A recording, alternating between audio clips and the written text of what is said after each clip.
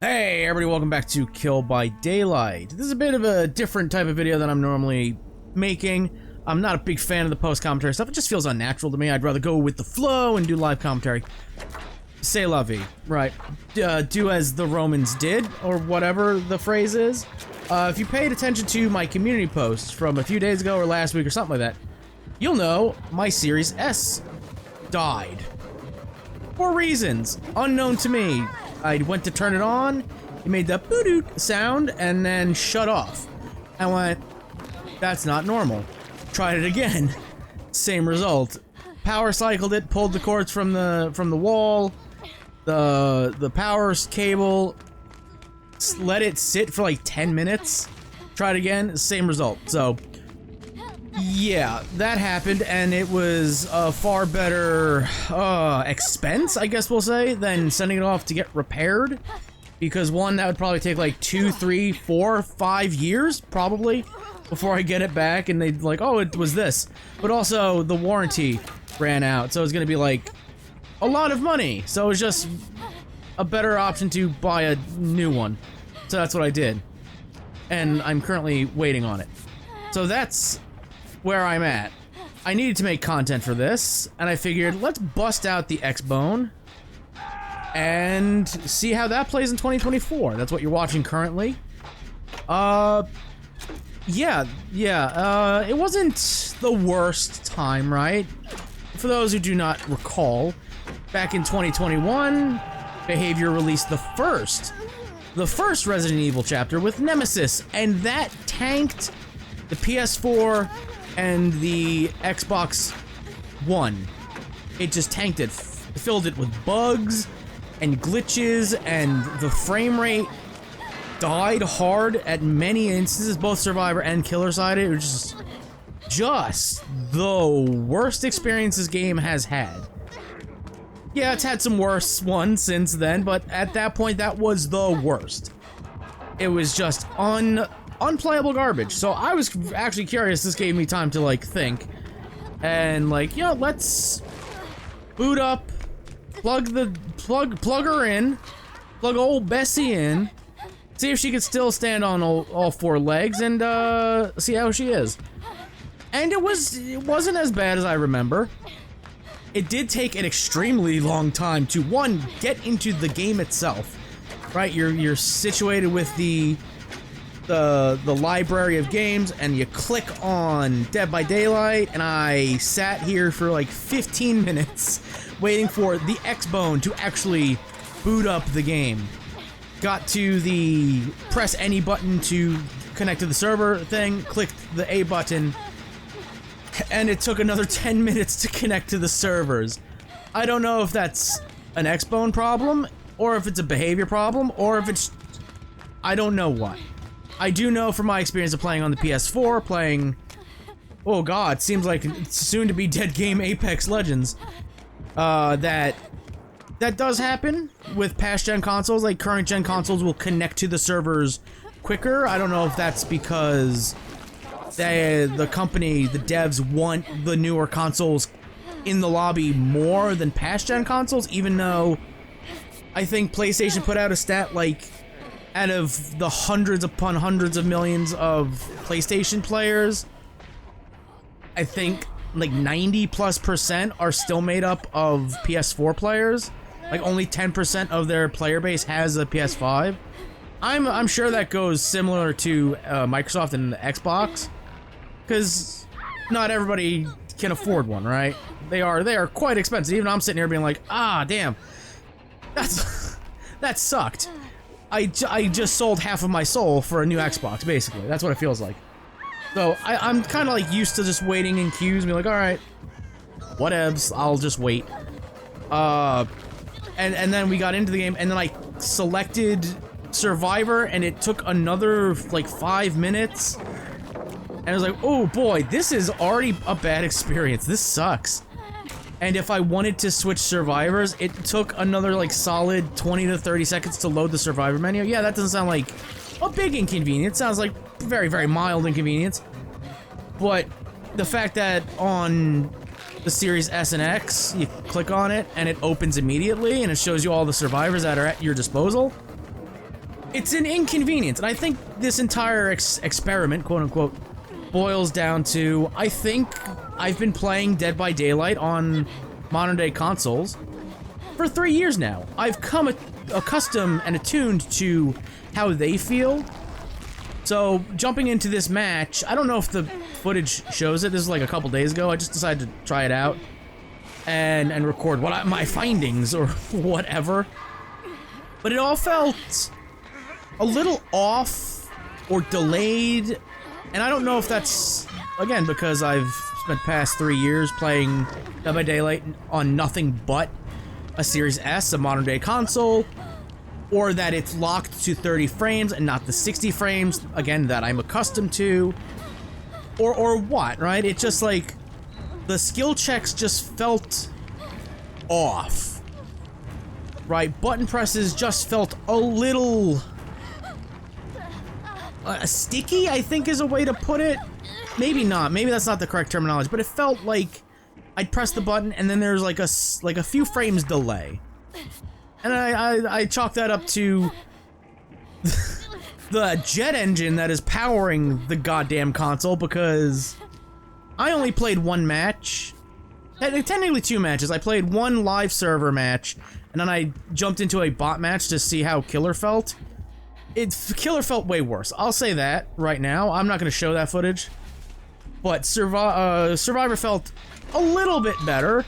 It felt closer to normal than how Killer felt. Killer, I would say, felt janky. I would go to turn the camera, and it would, like, stutter, and it would, like... It was very robotic feeling. I would be in a chase and then turn, and it'd just go dirt, dirt, dirt, dirt, dirt. Like... It felt weird. Like, if you remember Mario 64, the clock level, the hands on the clock going that thing, that's a weird way to describe a camera, right? How it felt, but it felt like that. It felt very janky, like it was going in quarters, like incrementally. So that felt very bad. I'm not gonna play Killer on the XBone, I'll say that much. But yeah, it just felt off. It felt uncanny, I guess we could call it. I don't know. It felt okay. It felt okay. So it seems like in the past 3 years, they did do things to fix the XBone. So I applaud behavior of that. Like, again, I'm playing Apex Legends on the PlayStation 4. That's what I played it on when it first came out. And then they added cross-prog and cross-play and all that stuff. So I just stick with that because that's what feels more natural for me. That Apex Legends, the current debacle aside, feels like shit to play on a patch 10 console. I'll play it on the PS4 and then play it on the Series S, and it's worlds apart. Worlds apart. Frame rate just dies mid-gunfight, to where it's like, if I had a good frame rate, if it stayed at 30 frames and didn't drop to 10, probably would have won that one. But alas, Respawn suck at their jobs, and now, due to current events, it's bad. That's, all I gotta say. The match went good. It went good, right? I ran into the same problem I run into any lobby I'm in, no matter what the console is. And that is, I plot twist in a bush to get value out of plot twist. And I don't know if this is gonna sync up, probably it might have happened already in the video. But I drop in a bush and I start to heal, and then every dodo bird that is on my team comes flocking to my corpse to pick me up.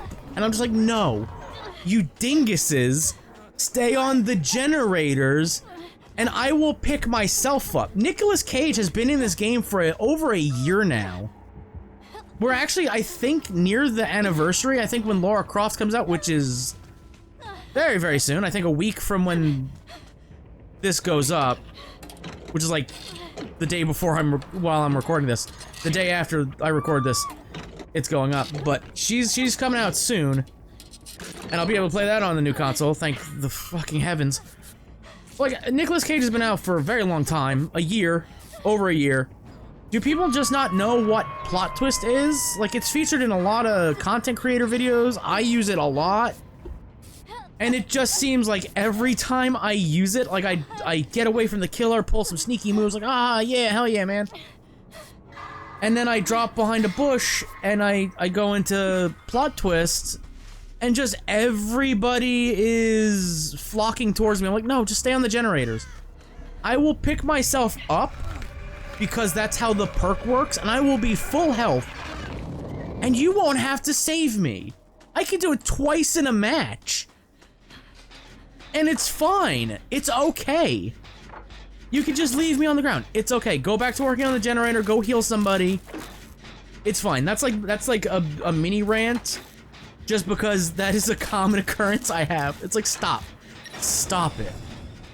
The match overall, though, was a mildly frustrating one. Not because of the console I was playing on, but because, again, I don't know how this is matching up with the footage. But, like, we're playing against an unknown with the add-on, where if we're in the vicinity of his hallucination, we are oblivious. Not a big deal, but he was one of those players that was hard set on kind of camping a generator. Like, he would drop his hallucination, teleport to it, kick a gen, and then just sit there and watch it regress. It happened multiple times. You saw it early on in the video where he was actually just by one of his hallucinations that was by a hook survivor, and he just sat there and watched her. He was camping her the entire time, or at least what it felt like. I rounded the corner to try to get her, and he was just like, he was right there looking at her. Maybe he wasn't, maybe he was. But like, he kept just going back to gens, dropping hallucinations by the 3 gens we had left. It was very, very frustrating. It was overall a good match.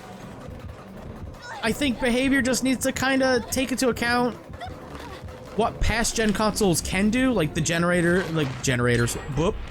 the consoles that they made the game on and for. They should probably take into account what they can do. Although I don't know if, like, the way it feels, and it feels like a little bit off and a little delayed, the frame rates, I don't know if that's tied to the new Unreal Engine they just moved to. Maybe it feels better because of that. I don't know. Like, particle effects, from my experience of playing on that era of gaming, really crush frame rates. From my experience, like, just dust particles and, like, that type of stuff really bogs down the frame rate. So maybe on those consoles, I don't know how it plays on the Switch. I do know Dead by Daylight is on the Switch, and I've heard horror stories.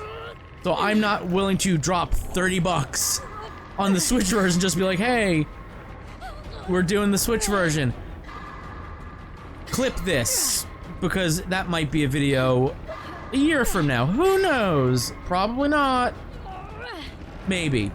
But, like, particle effects can, like, really crush frame rate. Certain textures can really do it. Consoles back then being like 3-4 years ago, 3 years ago, because that was the biggest problem with the Nemesis chapter, in that, hey, you own a PS4 and XBone? Go fuck yourself. You gotta drop money, premium money, on a console that was a supply and demand market at that point. You gotta hope they're in stock at a reasonable price, and you gotta get it just to play our game. That's what I went through. I was like, I can't play Dead by Daylight. The channel's gonna die if I don't upgrade my console. I was gonna do it anyway, but I was gonna wait a little longer. But behavior kind of said, go for it. Do it, coward. And I was like, alright, fuck me. I guess I'll do it. That's what I went through. But they gotta, game devs in general, it's not just behavior thing, but game devs in general do have to be more attentive to past-gen console players, because again, Sony put out that thing. I don't remember the exact number. It's like 85 to 90% of PlayStation players are on the PlayStation 4 still. Only like 10 to 15% have actually upgraded to the PS5. And again, I think that's kind of the similarity for Xbox when we get like the Switch 2, the rumored Switch 2. It'll be the same thing where people are still playing on the OG Switch. I think people are still playing on the OG Wii U, or maybe even Wii. So that's just kind of how the market goes, right? That's why you don't see a console drop and they're all like, no copies of this game are backwards compatible.